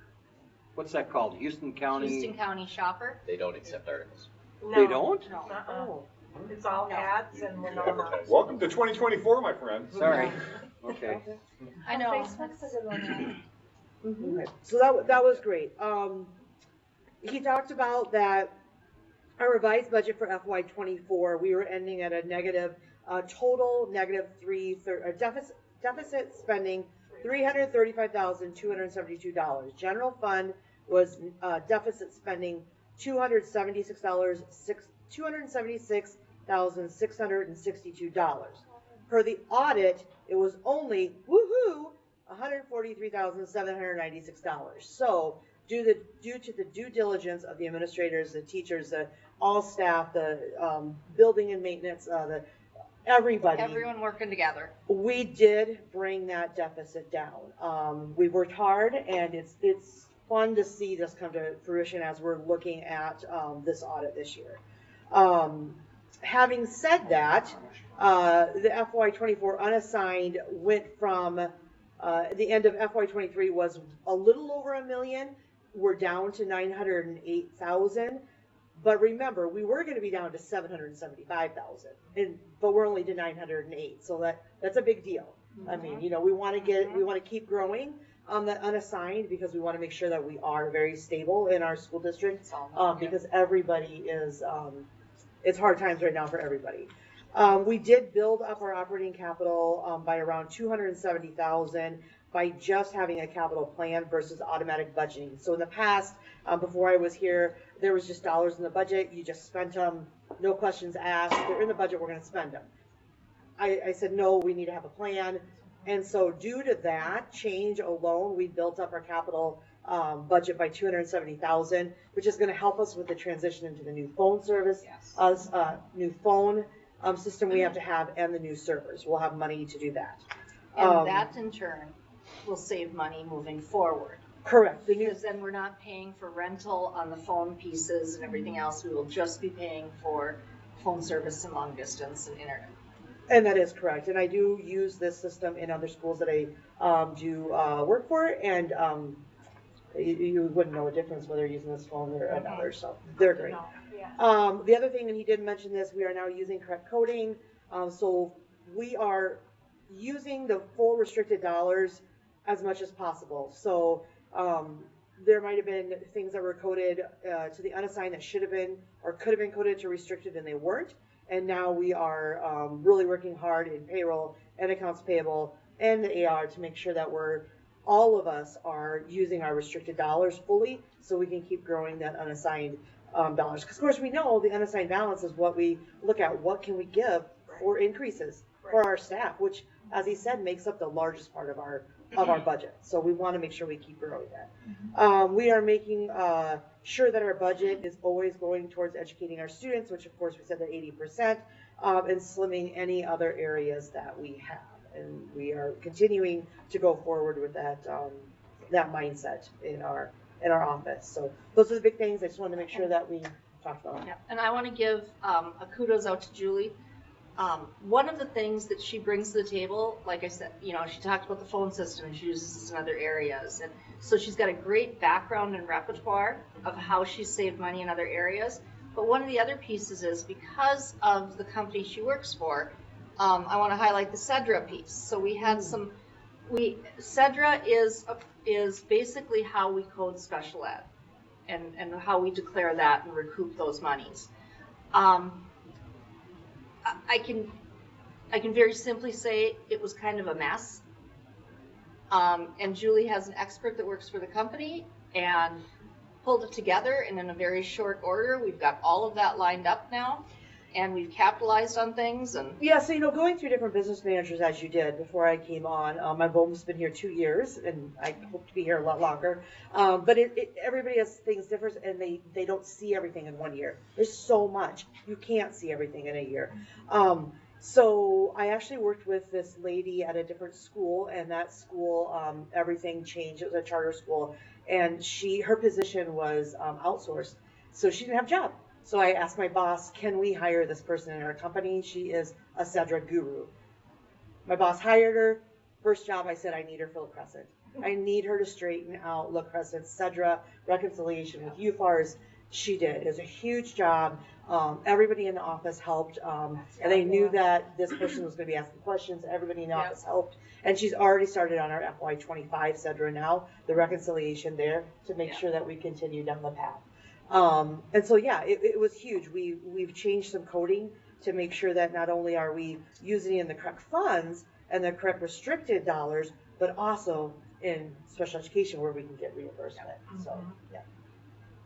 Thank you for all your hard work. I know you guys worked hard on all that. It's fun. I love it. She does. She gets excited when she's in my office talking about this, and sometimes I have to put toothpicks in my eyes. That's what we need. Any questions? Okay. Thank you, Julie, on that. You're welcome. Balance sheet, anything? We're going to move on from the balance sheet. Yeah. Enrollment. Down by 1, it looked like.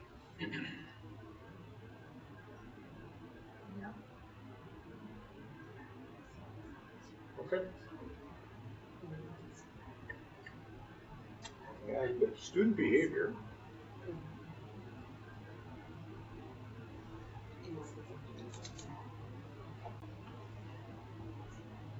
Comments from anyone in administration or just as presented? The 11th grade is pretty rough. Yeah, there's one grade where it's one kid, and like 4 incidents. Is that 5th grade? It is. Yes, it is. Yeah, 5th grade. We've done. Yeah. Just said, she just said, yeah. We can't really comment. Okay, we'll No, do that. but I'm just like, yes. Oh, That's yes, and rough. it's one of those things. And just to comment, I'm noticing when I was completing this, I'm looking at it. I was looking at our data. I include that in school time. So I think maybe 1 was out of school, like a full day. The rest are partial days, and you can see the number of students and how that matches. Yeah, we've had some things. We're not. Yeah. Okay. But it's going on the up. Well, at this point, it's one of those things, again, with PBIS, we start with those conversations. So if I say that, I'm busy, it's because we're having those first conversations now, which is why we're going to go back, reteach the expectations for lunchroom. Great kids, need reminders, and fifth and sixth graders walking on the tables. Like, what? What are you doing? We gotta regroup, reset. Some of those are lunch detentions, but very much just good. It's all fine. Okay. Yeah. Eric mentioned 11th grade. The majority of the high school ones are cell phone violations. I would say probably about 50% are cell phone. Another quarter are people leaving school when they shouldn't be. Leaving for lunch, for example, when they're not supposed to be leaving for lunch. That is a portion of it. So it's more minor things like that are occurring. But those are all written as behavior Yep. girls. Okay. Yep. Cell phone. It's not really a moving violation. It's kind of like having expired tags. You know what I mean? It's not. Yeah, it's a different type of. I was gonna agree. Yeah. But It's it a helps little. knowing what Right. the Yeah. incident is. Yes. But with the kids, it's Yeah. about $185 fine, so Yeah. they're feeling it.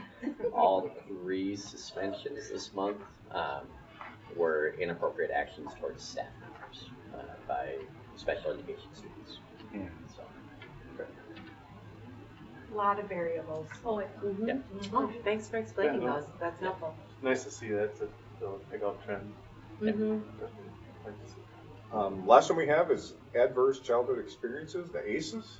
Okay, very interesting. Yes, this is really interesting. This is data that's collected by MDE through the student surveys. If you take a look at this is just La Crescent students. I won't go into it too in depth. I can answer questions after you've read it if you're interested. And that goes for community too, because this is out there. So if anyone from the community wants to call, just call Mandy in the office and schedule an appointment with me and I can go through it in detail.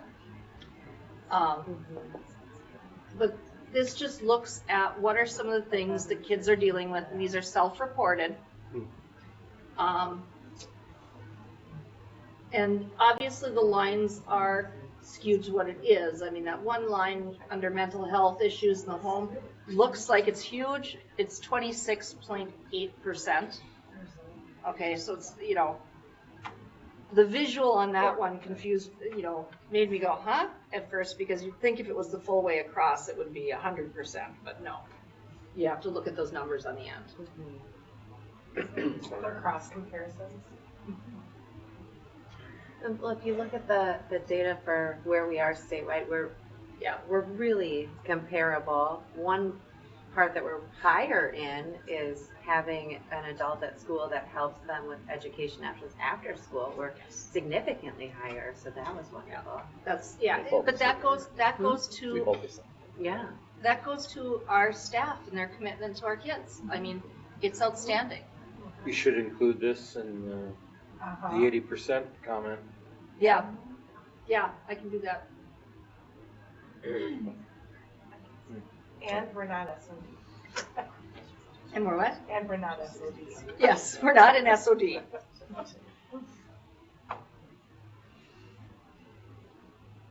Any questions? Move to approve consent agenda. I'll second. Motion's been made and seconded to approve the consent agenda. All in favor signify by saying aye. Aye. Opposed, same sign. Consent agenda passes. Did you get that in here? Actually, All right. I just had one comment. I'm sorry. You can comment. Eric kind of shot that out of there quick. So, the school board minutes last time, we just need a small edit done on employment. Let's see, it would be on, You guys aren't resigning. It's No. just your, what? consent agenda, Technically, we didn't even section try. B in the last meeting minute. Yeah, just your And term. 12, where it said Wade Welper was hired for para. So. I'm not going to be a parent. That'd be a damn good one. That was the only thing I noticed. Thank you. Yep. I wanted to do this as a presentation to our outgoing board members. Jeff and Greg. Thanks. One of the things, and this is, like I said, we have great staff. We have staff that work together and find things out. Mandy had worked with her association and found that some of the schools in the area, and I love this idea, give lifetime activity passes to board members who have served at least one term, and they're out and they decided to be outgoing. So what you will find in the card are some notes from people, and then also a mock-up of what the lifetime activity pass will look like. And it will be like credit card size, made out of metal, and it gets you into every activity. Thanks. Very Like the nice. Willy Wonka golden ticket. Yeah. Exactly. The Starbucks gold card. I'll speak for Mr. Donovan, except playoffs. You're gonna have to. He's not wrong. Yeah, MSHL. Yeah, MSHL will take their cut. They will hunt down. Yes. Well done. I know you guys didn't really resign, but thank you for the service you've done for all the students here and the school district and the staff. Much appreciated. Thanks. I like one of you better than the other one, but anyway. We already did action item A. B, approve La Crescent Hoka staff handbook. Move to approve. Move to approve by Darcy. I'll second. Danny seconded. Is there any discussion?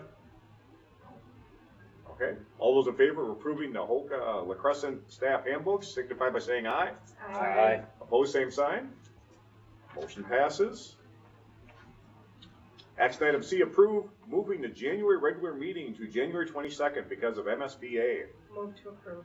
Move to approve by Nikki, A second. seconded by Darcy. Any discussion? Kind of we have to. I didn't change the finance meeting. Did I just? What's that? I didn't change the finance date, I just put that. She wants to change the finance meeting. Okay. Because I put it on Yes. the regular. Sounds like a good idea. Okay. No, that's okay. I don't think so. All in favor of moving the January meeting to the 22nd, signify by saying aye. Aye. Opposed, same sign. Aye. They can do that. Yeah. They're still gonna lose Hey, 5 the to ayes 2. have it. Yeah, she might as well go out as a loser. There you are. Action item D, final levy certification of payable 2025 property taxes. Move to approve. Move to approve by Nikki, seconded by, What is the seconded by final, Greg. what is the final levy? Motion been made, seconded. Is there any discussion? Mr. Yes. Morgan, What is the final? there it is. Just so everybody knows what we're approving. The very bottom, the 5. There you go. And on a scale of minimum to maximum, is it, That is the max it levy that is we the can maximum? approve. That Okay. is correct. Without going out to the voters? That is correct, Okay. yes. We do that. Which is the norm for our school district that we have done. So no different than every other year for the last couple of years, yeah. Any other discussion or questions? Hearing none, those in favor of the final levy certification signify by saying aye. Aye. Opposed, same sign. Motion passes. Move to adjourn. Motion to move to adjourn by Darcy, seconded by Nikki. All in favor signify by saying aye. Aye. Opposed, same sign. Okay, motion passes. All right. Merry Christmas, sir. Nikki, what do I owe you for this? Thanks, Mandy, for keeping it on. Gosh. Awesome. I've got a rager.